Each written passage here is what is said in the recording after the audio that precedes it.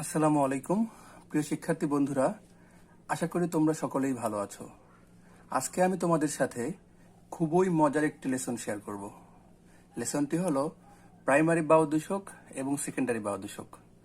আমরা অনেক সময় গুলিয়ে ফেলি যে কোনটা প্রাইমারি বাহু দূষক আর কোনটা সেকেন্ডারি বাহু দূষক। আশা করি আজকের পর থেকে তোমাদের কারোরই আর এই ভুলটি হবে না। তো প্রাইমারি বাহু দূষক এবং সেকেন্ডারি বাহু দূষককে মনে রাখতে হলে প্রথমে আমরা একটি সংখ্যাকে মনে রাখবো। সংখ্যাটি হলো 44।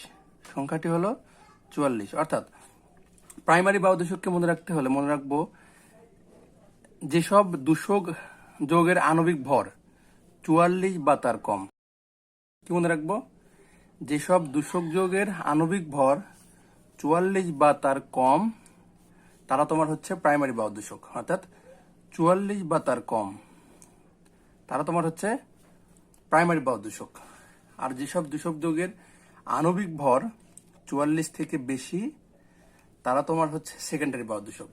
দেখো প্রমাণ, দেখো তোমার কার্বন মনোঅক্সাইড, বলো তো এর আণবিক ভর কত? দেখো কার্বন মনোঅক্সাইডের আণবিক ভর তোমার হচ্ছে 28, কার্বন ডাইঅক্সাইড 44। এখানে শুধু একটা ব্যতিক্রমটা তোমার হচ্ছে সালফার ডাইঅক্সাইড। দেখো এখানে আমি স্টার চিহ্ন দিয়ে রাখছি। শুধু একটা ব্যতিক্রম, সেটা তোমার হচ্ছে সালফার ডাইঅক্সাইড। এর আণবিক ভর তোমার হচ্ছে প্রায় 64, এটা ব্যতিক্রম। হ্যাঁ, তোমার নাইট্রোজেন মনোঅক্সাইড এটা তোমার হচ্ছে 30, অ্যামোনিয়া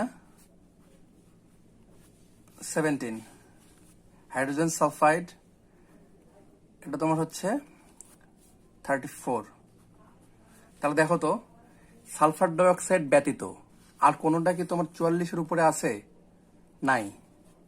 দেখো শুধুমাত্র কার্বন ডাইঅক্সাইড তোমার 44-এর সমান।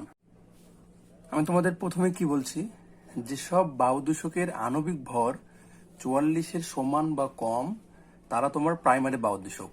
ব্যতিক্রম শুধুমাত্র সালফার ডাইঅক্সাইড। তাহলে এখানে দেখো তো তোমার কোনোটা কি 44-এর উপরে আছে? নাই। সুতরাং এরা তোমার হচ্ছে প্রাইমারি বায়ু দূষক।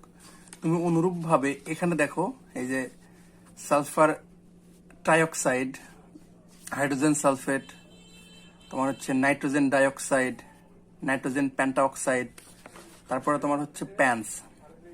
দেখো এর বেশি, প্রত্যেকের আণবিক ভর দেখো তোমার 44 থেকে অনেক বেশি। তাহলে কি আজকের পর থেকে তোমাদের এই ভুলটি আর হবে?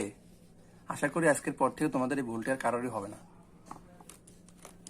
ধন্যবাদ সবাইকে।